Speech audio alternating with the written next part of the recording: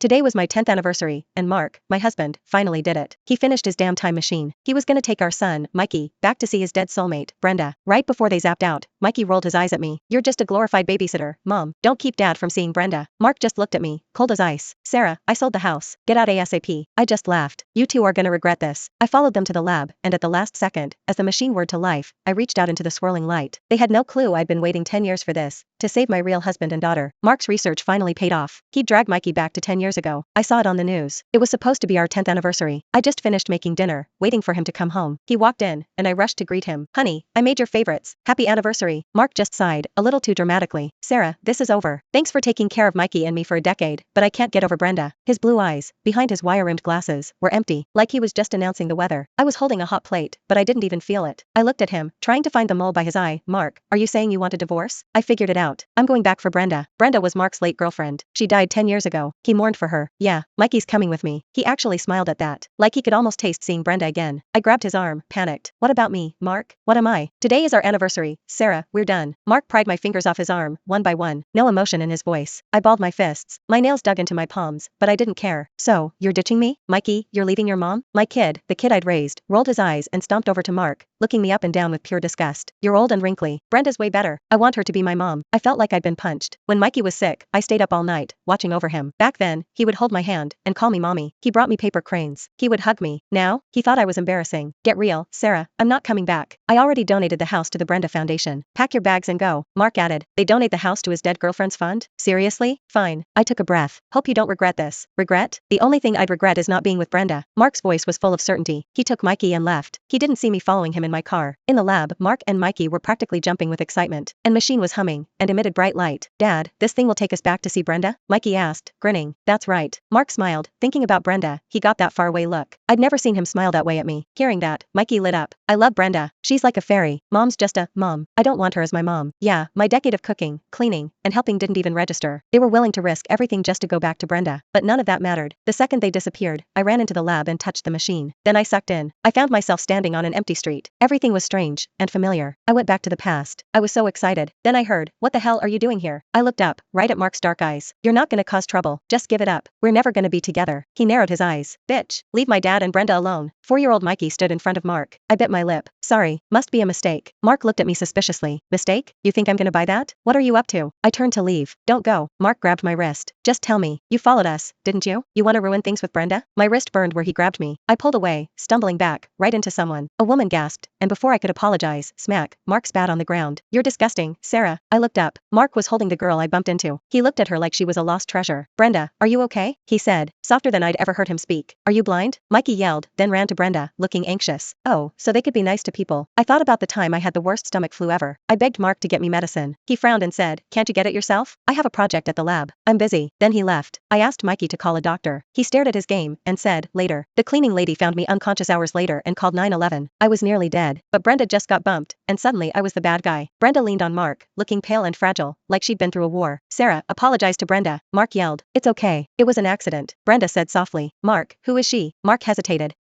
Brenda, she's a bad woman who likes my dad. Mikey said. Brenda blinked. Oh, sorry. Am I interrupting something? No way. I don't even know her. Mark said, dismissing our marriage. 10 years and that's all it was. I laughed, stood up, and said, buddy, I don't know you. You pushed me and hit me. Now you're saying crazy stuff. Are you nuts? Don't lie. You followed me here. Who's gonna believe that? Mark said, glaring. I told you, I'm not into you. Get over it. Yeah, Dad only likes Brenda. Give it up. Mikey chimed in. Then I heard someone call my name, Sarah. I looked up. Across the street, a man with a white shirt and dress pants was waiting for the light. He had an ice cream in one hand, and a cute little girl in the other. The girl waved. My hands trembled. My nose started to sting.